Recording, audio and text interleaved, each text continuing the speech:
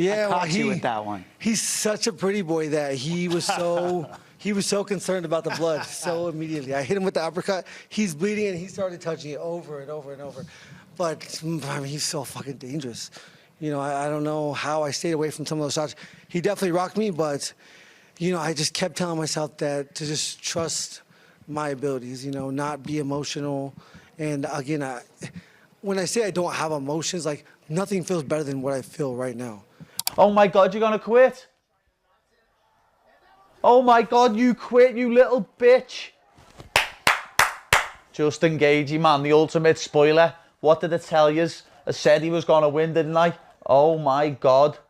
Oh, my God, you quit like a little bitch. My face was worse than yours, you little pussy. Get that Twitter up now, lad. I'm quote tweeting that tweet he sent to me. Justin Gaethje. Well in, lad. Undisputed champion. You deserve it after your career. But now I want that rematch. I am going to finish BSD and I want that rematch with Justin Gaethje for the undisputed title. I told you, didn't I? It was fate. Justin Gaethje, man, that's off to you. You deserve it for the fucking heavy career you've had. You absolutely deserve it, lad. Everyone gave me shit for getting beat by him. What now? What now, lad? Thought he was finished. Thought he was 38. Thought he was over the hill. And then he's just beat you. Greatest fighter of all time, Ilia Topuria. You fucking gang of gobshite. I went 5 with him. I took every fucking shot that he threw at me and kept walking forward. This little bitch has just quit after 4 rounds. That's what this little bitch has just done. Look at him, sat on his stool. I kept fucking walking forward at Gaethje for 5 rounds and didn't have an ounce of quit in me. I'm coming, lad. Armin can fight Ilia now. They've been arguing for ages. Me versus Justin. Let's do it. No eye pokes. And we'll see how the fight goes. Great night to fight at the White House, but Ilia, you quit on the stool, you little bitch. Whitney Houston. That's what you are, you little fart box. No one ever expected anything like this. After all, the seemingly invincible force was brought to its knees. Justin Gaethje has just made history by beating Ilia Topuria in one of the most astonishing victories in the world of MMA. This fight left everyone bewildered and is likely to be remembered for a long time. But how did Gaethje achieve this miraculous feat, and what has everyone said about it since then? Here's the breakdown of everything that has been said about Gaethje's victory.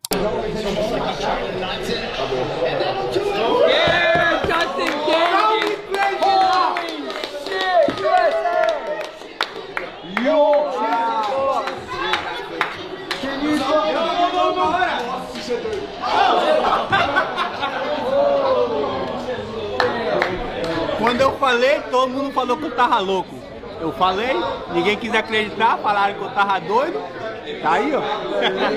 According to Dana White, Ilia Topuria has been rushed to the hospital after his match because he might have an orbital fracture. The UFC president stated that the former champion had gotten himself badly hurt in the process of fighting, and his immediate concern is his health rather than his quick recovery from his injuries. After his hardest night, the unbeaten glory of Topuria has been put to question due to his injuries. Yeah, Ilia's in the hospital. He's busted up. You know, I'm not a doctor, but his eye looked like he probably has broken orbital. I don't know that. That's not a fact, but I'm just assuming. And my plans for him are to go home and rest and recover and take his time. And you know, tonight was a rough night for him. I just want to make sure he's healthy and good, and not even thinking about him fighting again. Just want him to go home and relax and rest and heal. But even if Dana White's statement about the condition of Topuria was not enough for people to understand just how brutal the night had been, Justin Gaethje showed that there is no reason whatsoever to consider that the two men will face each other again anytime soon. Speaking about what he thought about the fight and its results, Gaethje talked about the fact that the damage he had done was obvious, which made the outcome quite evident. But, according to Gaethje, the reason why he felt so confident had nothing to do with people's expectations. Yeah, I caught you with that one. He's such a pretty boy that he was so concerned about the blood so immediately. I hit him with the uppercut. He's bleeding, and he started touching it over and over and over. But, I mean, he's so fucking dangerous. You know, I don't know how I stayed away from some of those shots. He definitely rocked me, but, you know, I just kept telling myself that to just trust my abilities, you know, not be emotional. And, again, when I say I don't have emotions, like, nothing feels better than what I feel right now. Whereas most people are busy analyzing the harm that Gaethje caused, Sonnen believes that the reason behind the defeat was more simple than expected. Reflecting upon what happened during the bout, Sonnen admitted that he feared for Topuria long before the start of the fight, since the fighter had not fought in a long time. As per Sonnen, the consequences of being ring rusty and enduring tough rounds finally got to Topuria.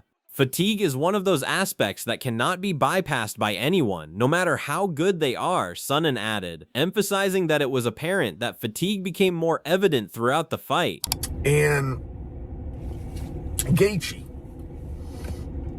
I had a massive reservation going into this fight, and I told anybody who would listen, but I just said, look, as great as Ilia is, right? And there's a couple of things that no human can get around.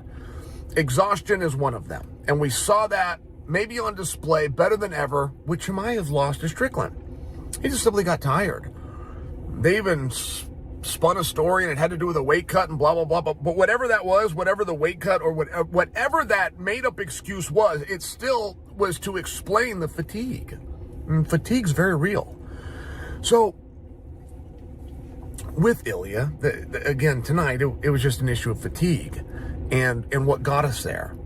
And my one concern going into this fight was just that Ilia has not done this. Following that up, Sonnen stated that one cannot neglect Topuria's rough year outside the octagon in his analysis. He brought up personal issues affecting Topuria in ways that would keep him from fighting, along with a move he had to make which affected some aspects of his training. According to Sonnen, such changes may distract a fighter on an unnoticed level, having an effect on his preparation and physical condition. He also stressed how weird it is for Topuria to have no information about his coaches, sparring partners, or training camp while being such a star athlete. Sonnen reiterated that this fight did not show the skills of Topuria. To him, exhaustion was the key factor. When Ilia did leave the sport, he has some very deep personal reasons going on, but then he moved. That's a big deal when you move. Because one thing that you guys don't know, no matter how big of fans you are of Ilia Topuria, you don't know who his head coach is.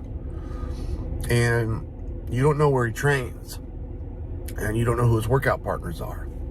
And that's very, very unusual.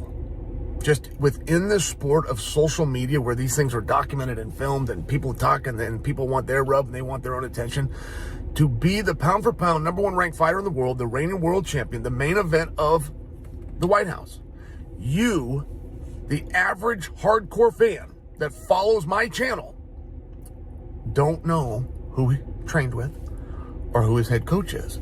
And a lot of that has to do with moving. When you pick up and move, like Ilia's had a really rotten year.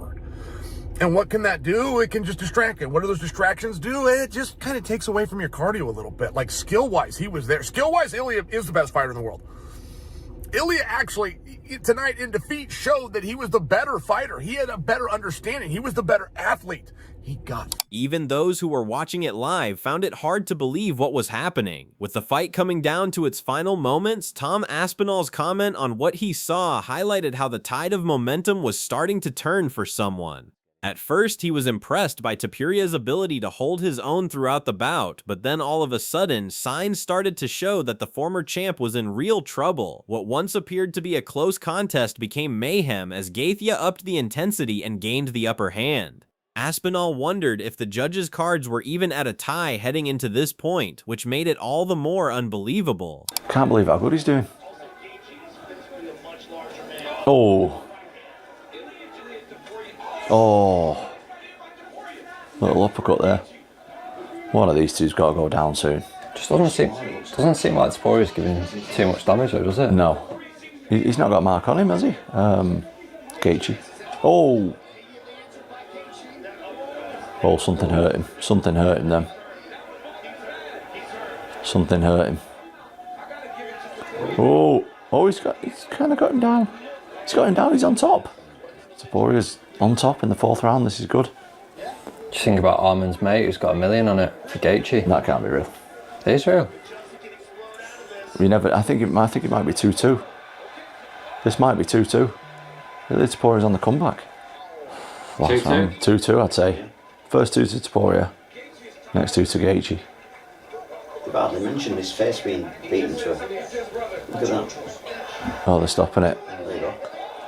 All this Then Demetrius Johnson reacted to the fight by calling it one of the most exciting matchups of the year, highlighting how Topuria took on Gaethje in a clash many struggled to predict. He admitted he originally leaned toward Gaethje's downfall, pointing to a pattern in his career where he has been dropped or finished in previous high-level fights. However, Johnson also recognized the danger on the other side, noting Topuria's consistent ability to finish elite opponents with sharp, decisive combinations. With knockout wins over fighters like Max Holloway, Alexander Volkanovski, and Charles Oliveira, Topuria entered as a proven finisher, making the outcome even more surprising when Gaethje ultimately broke through.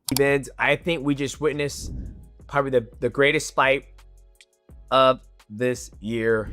Ilia Topuria taking on Justin Gaethje. Now I'm gonna start off right here. I was one who picked against Justin Gaethje. When you look at Justin Gaethje's previous fights, when he's fought Dustin Poirier, when he's fought Charles Oliveira, when he's fought Khabib Nurmagomedov, when he's fought Eddie Alvarez, Justin Gaethje gets dropped. He gets dropped and he gets finished. I mean, that's something that we've seen time and time again in his career. And what would make no different when he's fighting a guy like Ilia Topuria, where Ilia Topuria, what he does is he puts people to sleep. Max Holloway puts him to sleep. Charles Oliveira puts him to sleep. Alex Volkanovski got put to sleep. So Ilia Topuria is a specialist in getting to that sweet spot where he gets to and throws a beautiful... Johnson went on to suggest to Gaethje that he could consider retiring after his huge win over Topuria. He argued that beating a top young champion on a massive stage, especially with title implications, is a rare career peak. In his view, Gaethje has nothing left to prove and could walk away on a high note, protecting his health while ending on a legendary moment. And you guys might hate me for this, but the best thing Justin Gaethje can do is retire. He should retire on this amazing victory against a legend like Ilia Topuria. I mean, I keep saying Ilia Topuria is a legend. He's still young in his career, but he's a phenomenal athlete. You retire on top. You save your brain cells. You ride off in a sunset. You beat one of the best athletes. You gave him his first fucking defeat right away with the White House belt and the undisputed lightweight championship belt. Whereas Sean O'Malley admitted he completely misread the fight, initially expecting Topuria's precision and confidence to lead him to a knockout. He thought Gaethje's aggressive style would be his downfall. Instead, the fight flipped expectations. O'Malley said Gaethje didn't just win, he broke Topuria both physically and mentally in a shocking performance. He described the damage as severe, suggesting Topuria may have ended up hospitalized, and called Gaethje's display one of the most surprising he's ever seen. Moreover, MMA Guru reacted in disbelief to how quickly the fight swung, pointing out that Topuria opened the bout looking uncharacteristically open and walkable. Instead of setting the tone, he was stepping straight into Gaethje's jab as if unprepared for the distance and timing. What was expected to be an explosive start in Topuria's favor instead became a momentum shift for Gaethje, who immediately took control with clean, repeated jabs that disrupted the champion's rhythm. Guru also noted that a pre-existing cut over Topuria's eye was reopened early, adding to the pressure. As Topuria kept advancing behind a high guard, he continued absorbing shots that slowly dismantled his early confidence. This fight, Ilia comes out, he's wandering into jabs like he's never boxed a day in his life. Generational aura loss for Ilia Topuria. The amount of energy and just absolute confidence that he was going to go out there and Justin Gaethje and KO Justin Gaethje in round one that he had going into this fight, for it to be turned upside down almost immediately in round one while Justin Gaethje is on the back foot, stinging Ilia Topuria with jabs. Opened uppercut on his eye. We noticed that on the fight week build-up when they did the ESPN MMA interview. He had stitches on his eye. Justin Gaethje immediately opens that up with his jab. Ilia Topuria is wandering in. High and tight guard. Wandering forwards into Justin Gaethje. And just getting stung by jabs non-stop. Hit with uppercuts. He continued his breakdown by pointing out how the exchanges in the pocket slowly turned against Topuria. He noted that while Topuria was still landing moments of offense, Gaethje was absorbing the shots and refusing to fold under the pressure. According to Guru, that's where the entire fight shifted, when power stopped being the deciding factor and durability took over. He argued that Topuria began to realize his biggest weapons weren't having the expected effect, leaving him exposed and increasingly frustrated. By the later stages, Guru described a fighter who looked mentally and physically worn down, eventually unable to continue from the stool, while Gaethje remained almost untouched in comparison, standing as the clear winner. He went even further in his assessment of round 3, saying it wasn't just a swing in momentum, but a complete breakdown from Topuria. He described Gaethje turning the fight into a one-sided beating, marching forward and landing heavy, consistent shots that repeatedly broke through Topuria's defense. What stood out to him wasn't only the damage being absorbed, but the absence of any meaningful response from the champion. No counters, no urgency, just survival.